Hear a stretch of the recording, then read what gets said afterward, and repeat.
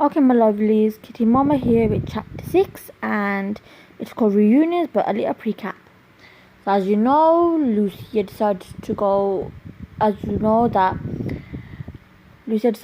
a quest to find his people and his royal wolves, and he's been gone for 10 years, so now Clara is worried about him, and she's gone in search for him, and she's passed all the trials and tests, and now she's about to enter another cave.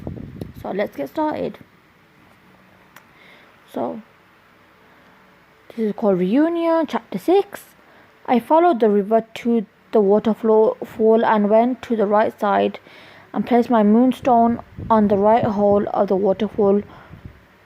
The door opened and revealed a cave. I used my strength and turned into a wolf.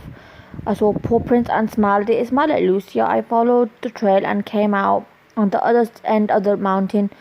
Lucia's scent was stronger here. I looked left and right, but I couldn't see him. My excitement dimmed until I heard a wolf whine. I looked down the mountain and I saw a golden star-strung wolf. I recognized the scent. It was Lucia. He looked weak and malnourished. It was years since I saw him, and I was 24, and so was he.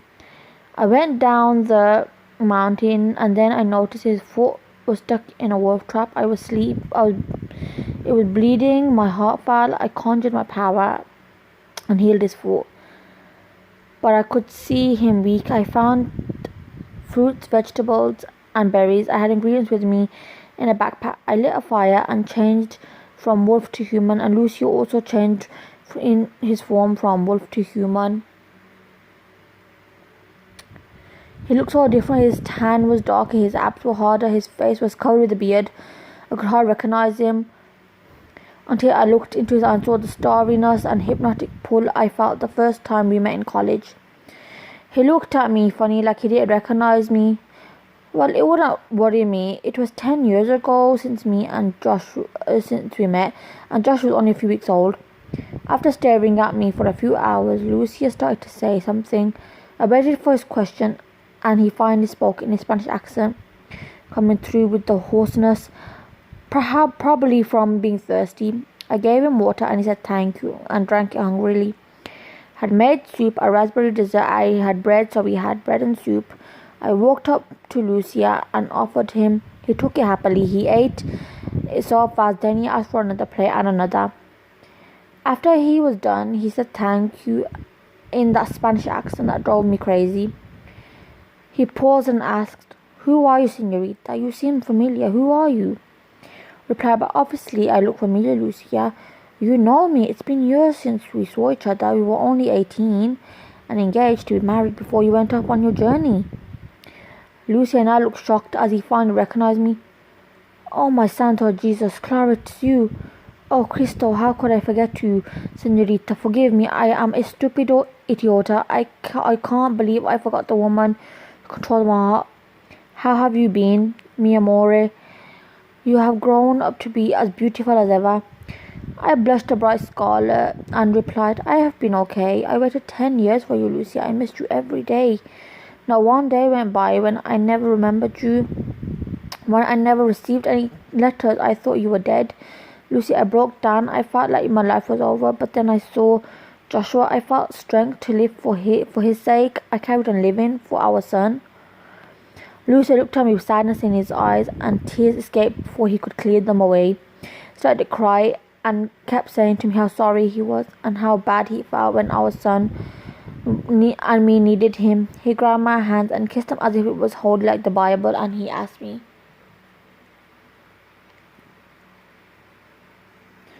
"How is Joshua, mi amore? He must be grown up now. Please tell me how he is and whose personality he has." I replied full of proudness, "Joshua is 10 years old now. He is very intelligent like you, Lucia. He smiles like you. He's fluent in Spanish. The only thing that's mine is his strong personality. He goes to a grammar school. Everyone says he is brilliant, and Joshua just makes you laugh with his mischievous ways. He plays a lot of pranks." Lucia laughed seductively and said, "Ese mi chico, that's my boy." He said it so proudly with a sadness too. I missed him growing up. I missed his first steps, his first word, his first smile. I want a good dad. I put my hand in his and I squeezed it so passionately and kissed it, and I said, "You haven't missed anything." I took out a mobile phone. It had a video camera. I went to the gallery and clicked on videos. It had a video of Joshua saying Papa, Mama. Lucio also saw Joshua's first steps. I gave him the phone to him and he cherished it as if it was a priceless jewel. He asked me to show a picture of Joshua. I did, and he kissed it. I told him he could keep my phone, and I also told him that I could let him talk to Joshua. He said yes, so I rang the house phone and Joshua picked up. "Hello, who is this?" I replied, "It's Mommy, babe. How are you?"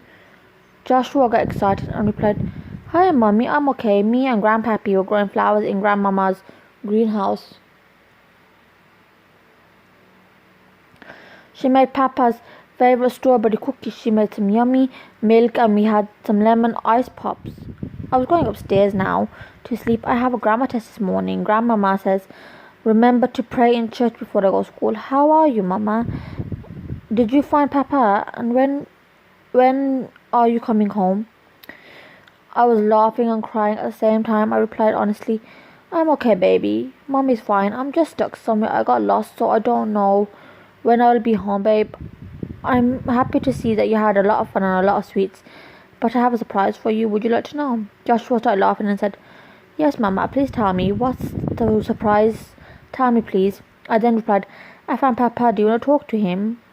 "He really wants to talk to you, Joshua, babe." "You found Papa? Oh, Mama, you are great. Please put him on. I want to talk to Papa." Lucia stood there amazed to see that Joshua wanted to talk to him, even though he wasn't able to be there for him. I gave the phone to Lucia, and said, "Hello, little man. How are you? It's me, Papa." "Oh, my son, I have missed you. I'm sorry I was not there for you when you needed me. Please forgive me, my son." Joshua listened to his father, and then he said, "Oh, Papa, I forgive you. Mama told me you were on a mission, which is why I could never see you, Papa. I forgive you as well. I don't forgive you as you never did anything wrong. No, I mean, I do forgive you as you did nothing wrong. I love you, Papa, and I love Mama. And when you and Mama find your way home, then I would love to play pranks with you and we can be Mama. I've tried pranking Nana and Grandpa, but they found out I need help. Will you help me when you come home? Then after we can play football and eat a barbecue." Lucia smiled and said, "Of course, my son. I would love to help you with your pranks and playing football with you. It'd be an honor. We have to go, Joshua. I will see you soon. Take care of Grandpappy, Grandmama, Grandpa, and Nana. We will meet you soon, my son. Good night." And with that, the phone cut off. Lucio cried openly. Now a strong wall broke, and he grabbed my arm and kissed me until my body yearned for him. I kissed him, and Lucia said how thankful he was that I kept Joshua's love strong for him, and he would never forget what I had done for him. I told Lucia that I told him the truth about his dad's journey. He smiled and kissed me again. We were about to move on when I heard thunder. I knew it was going to be rain. I took out a tent and set it up. It was big enough for the both of us. We got in. Lightning struck. I jumped into Lucia's lap again. He chuckled. "Mi amore, are you still scared of lightning?" I blushed and nodded my head to indicate I was. I also told Lucio that Joshua teases me about my fear of lightning. That made him laugh loud enough to scare the birds away. I pouted. It wasn't funny, but after a bit I laughed also along with Lucia. We were laughing. I felt that spark reignite within me, and I think Lucia felt it too. Next thing we both knew was us kissing and caressing each other, and then we both felt the need to strip. We were having sex once more in the rain like we had done 10 years before. After we were done, Lucia panting, he asked me to marry. Lucia panting, he asked me to marry him. I agreed, and in the morning we packed our tent picked up our respective bags, and we carried on together to find our clan members. So this had a lot of mistakes, and I have told you this was an old book I wrote ages ago. I had no time to finish it because I got under the idea straight away. So that's chapter 6 called Reunion. So yep, happy reading, my lovely.